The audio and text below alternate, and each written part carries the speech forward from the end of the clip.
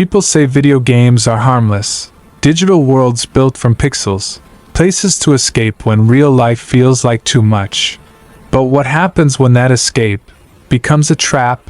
What happens when a simple late-night grind, a friendly competition, or a challenge taken way too seriously turns into a tragedy so devastating that it shakes families, shatters friendships, and sends shockwaves across the entire gaming community? Today, we dive into stories no gamer wants to believe, but every human being needs to hear. Stories of passion, obsession, loneliness, and loss. These are the worst gamer deaths ever, and once you hear them, you won't look at gaming the same way again. Ethan Matthews wasn't the type of gamer who cared about clout. He didn't chase Twitch followers, leaderboard rankings, or fancy sponsorships. He played because gaming was the only place where life actually made sense. In real life, everything felt too heavy. A minimum wage job at a grocery store, a father who barely acknowledged him, and a world that always made him feel like he didn't belong. But inside the world of Shadowfront, Ethan was a hero. A strategist. A leader. A friend who mattered. Every night at exactly 10 p.m., Ethan logged on with his squad, Ryan, Caleb, and Mason, 3 boys from different states, Texas, Ohio, and Florida. They had never met in person, but online, they were brothers. Then came the night Shadowfront released its toughest mission ever, the Midnight Siege. A challenge so brutal that only 0.07% of players had ever beaten it. Ethan wanted to be one of them. No, he needed to be one of them. For once, he wanted to prove something, not to the world, but to himself. For hours they fought wave after wave, reviving each other, shouting strategies, and refusing to quit. But Ethan hadn't slept properly for days. He'd been running on energy drinks, coffee, and almost no food. His friends didn't know he'd been feeling chest pressure for months, a tightness he kept brushing off. Halfway through the final stage, Ryan asked, "Dude, you good? You don't sound right." Ethan forced a laugh. "I'm fine.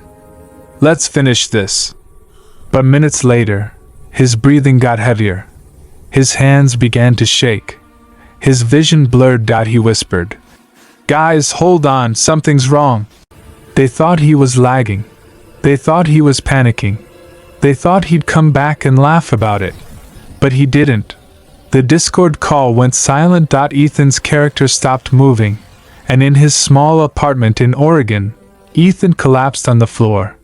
His mom found him hours later, the monitor still glowing, the mission still paused, the headset still warm, and the boy, who once shouted victory, was completely still. The squad fell apart. The group chat went dead. The game became a place too painful to return to. But Ethan's story wasn't over. Months later, Ryan found a voice message Ethan never sent. "Thanks for being the only friends who ever made me feel like I matter."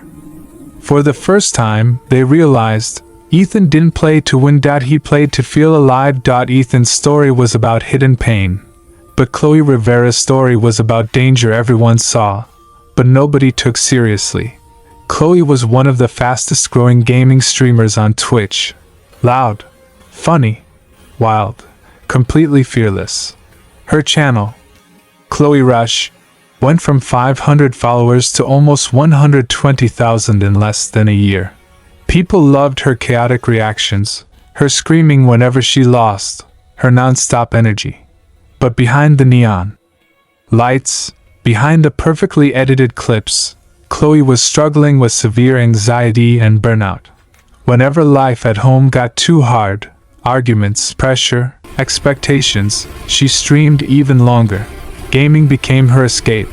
Until one night, she pushed herself beyond the limit. She announced a 24-hour charity stream, promising her fans she wouldn't stop until she hit the donation goal. "This stream is gonna be insane," she said, smiling wide. And it was, but not in the way anyone hoped. The hours dragged on. She skipped meals. She ignored a splitting headache. She downed energy drinks like water. Her hands trembled. Her voice slurred. Her chat spammed. Chloe, stop. You don't look okay. End stream, please. But Chloe didn't stop. Because she wasn't doing this for content. She was doing it to feel like she mattered. Then, live on camera, her smile faded. Her eyes fluttered. Her head slowly dropped forward, and she never lifted it again. The stream went silent. Donations kept coming. Twitch chat kept moving. Thousands of viewers hoped she was joking or sleeping. She wasn't. Her family found her hours later, headphones still on. Stream still running, chat still begging her to wake up. Her death shook the entire streaming community. Creators made tribute videos. Fans lit candles. Her last moments replayed across social media like a nightmare. But the most heartbreaking moment came at her memorial when her younger sister whispered, "She spent so much time trying to make people happy, because she didn't feel happy herself." Ethan and Chloe never meant to hurt anyone. They weren't weak. They weren't irresponsible. They were humans searching for peace, connection, a reason to keep going.